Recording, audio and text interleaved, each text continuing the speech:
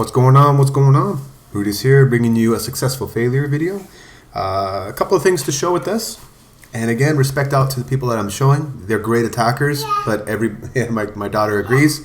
But everybody fails every now and then, and there's some small details that go a long way in these attacks. So let's go back one to, actually not this one. Sorry. Let's talk about.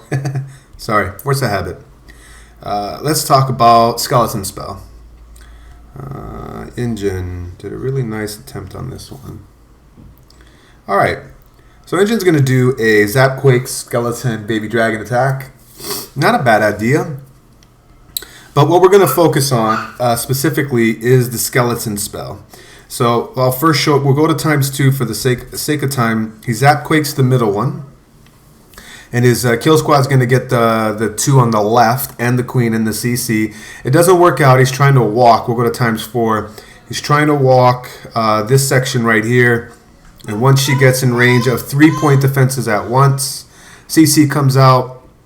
Right now he's under 2. She's being severely weakened. She walks over right here. That pops the ability. So if you're going to lose your queen and you got a rage, use it for her, but I believe he wanted to use that on the kill squad because he's got bowlers in the CC. But at this point, there is now 3-point defense coming at her really fast. He does drop the poison, but it's already too late with a breath and a mortar splash at the same time. So it doesn't work out, but he had planned originally for the whole thing. Skeleton Spell will go right here. This does work. If you use 2 level 1 skeletons, and 1 level 3 or max preferred. The max is so OP. On an air defense, it does take it out, but you don't want to use it on something like this. If there is splash damage covering it, any splash, it won't work. Like a bomb tower is what I commonly see. If there's an aggro from like the BK, I can't see where his ring is anymore. He must be coming out just to like this line. And then there's all these defensive structures touching each other, which means the skellies can actually go to something other than the air defense. Plus there's 1, 2, 3, 4, 5-point defense covering it. Can it go down? Yes, it can. It could. But the risk value involved in this is huge. Like, it's really risky. It doesn't. Here's an example of why and what happens. See how the skeletons stop hitting the air defense and go for a royal to engage the royal. This is why, and if that's part of your plan and it doesn't go down, you're pretty much screwed. So nice try, Engine here. Good illustration about what to look for that in situations that it doesn't work. Let's go into one that it does, and you guys can see an example of what I'm talking about. Engine here on number 1, I believe, is what we were doing. Yep. So he's going to zap this one. Oh, I'm sorry, zap that one. And he's going to put a skeleton spell on that one. His kill squad will get these on the way in, which is excellent for baby dragons. But the feedback on this one, or the things to watch on this one, is watch how he deploys his baby dragons. Stu trying to nail down the attack. I've seen it work for him. It's not like he doesn't know what he's doing.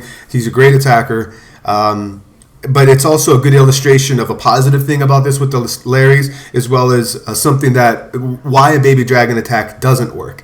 So the funnel is perfect. Really nice coming on in.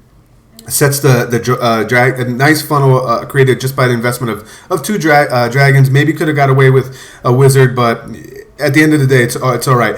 This is what you don't want. You don't want them all grouped together. If you're going to group them all together, you might as well just bring 5 mature dragons if you're dropping 10 baby ones. They are absolute crap if they're not enraged comparatively to a mature dragon. So this is why the raid doesn't work out. Had he have been more surgical with his loons, with his baby dragons, plus they go right into the teeth of the air defense, which I didn't understand. Maybe he was hard pressed for time. I don't remember the details on this. But if he just had one, here's the Larrys. So without any aggro next to it, they don't aggro the CC either. They don't trip over bombs. The BK is well out of range. Plus the queen was well out of range. Point defenses and splash defenses are all really far away. He's got maybe 3-point defenses on that air defense. And he had leftovers Larrys to kill it as well. So that's what you want to look for. It's very useful. It's only 3 spell slots. And then the other takeaway on this, so nice job for that illustration, Engine. And then the other takeaway from this is definitely what you want to not do with baby dragons. Do not deploy them like that. They are absolute trash if you do that. So let's back out of here. and look at something else. Let's look at how I'm getting the AQ.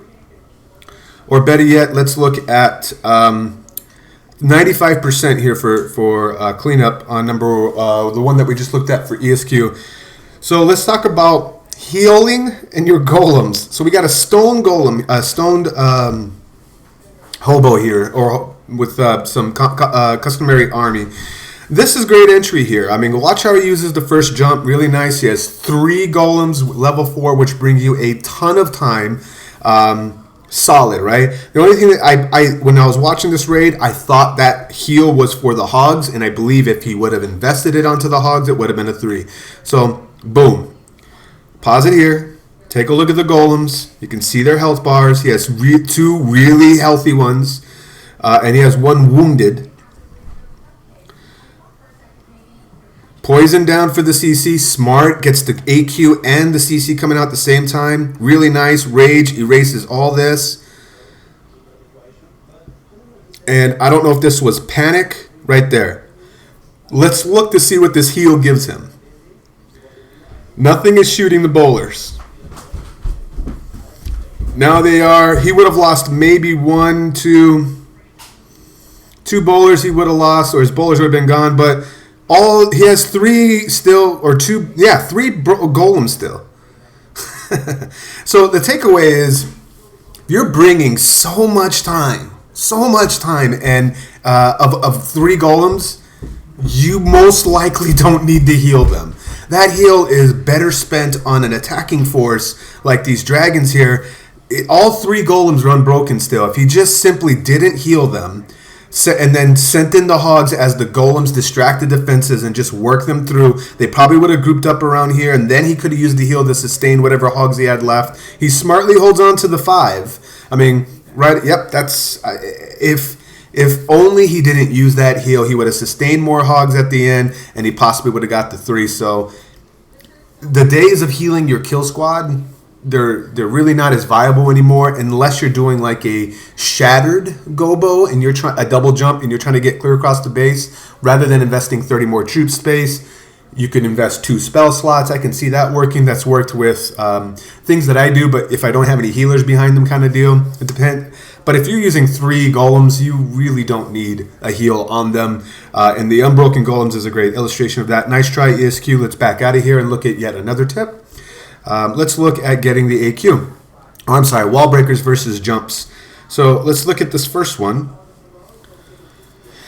All right, so in looking at this base, standard hobo, shattered hobo, look at where the queen will jump to. Queen will jump over anything that's about, the rule of thumb when you're base building is that the queen can be no closer than or less than 3 tile spaces from a wall. The reason why is there's a likelihood she'll hop that wall. If it's 3 spaces out, there's a very slim chance she will. So if we count this out, there's this wall right next to her, which means she'll jump into this compartment easily.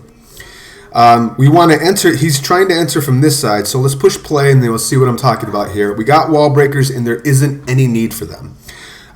Whenever you're scouting a base, if you don't need wall breakers, it's extra wizard, it's an extra troop.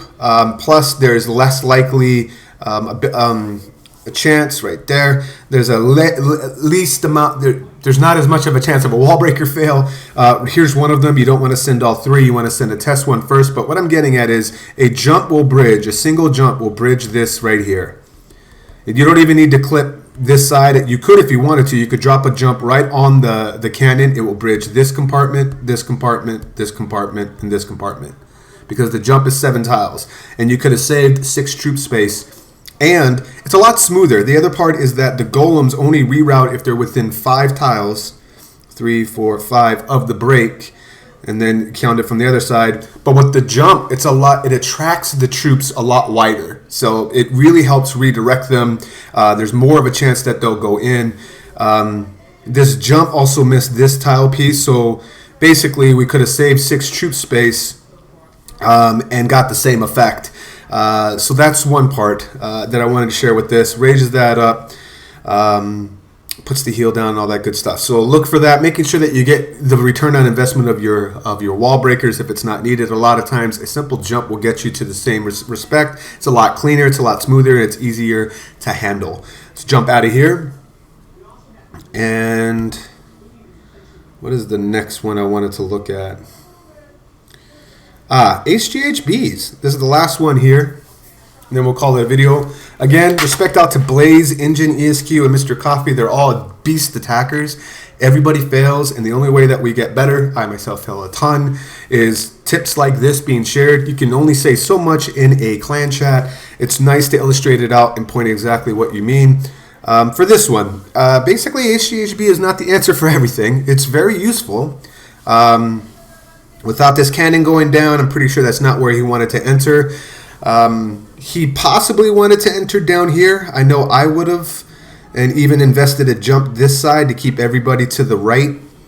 But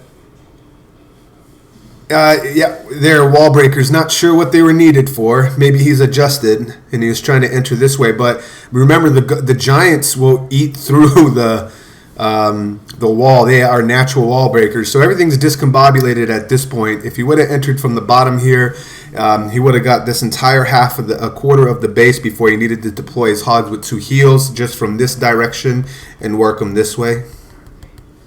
So what we're left with here, and this is the feedback, is be mindful of what your kill squad will leave your main attacking force.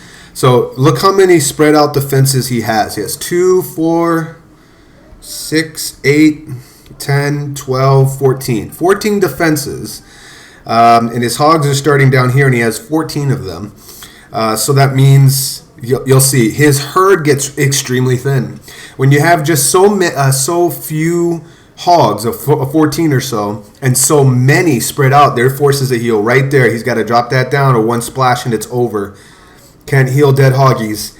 So here's what I'm talking about. He's forced to heal. He has 1 left, and he's not even close to getting halfway through the remaining defenses.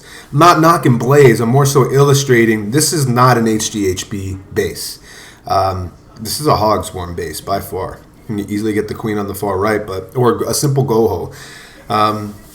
Yeah, HGHB is really useful, but I found that it's not as useful on spread out bases like this because of what we're watching right here. The hogs have more distance to travel, which give them more time to be picked off, and there's a lot of open spaces in between the defenses, which leaves you vulnerable and susceptible to springs traps, as we're watching now that piggies can fly.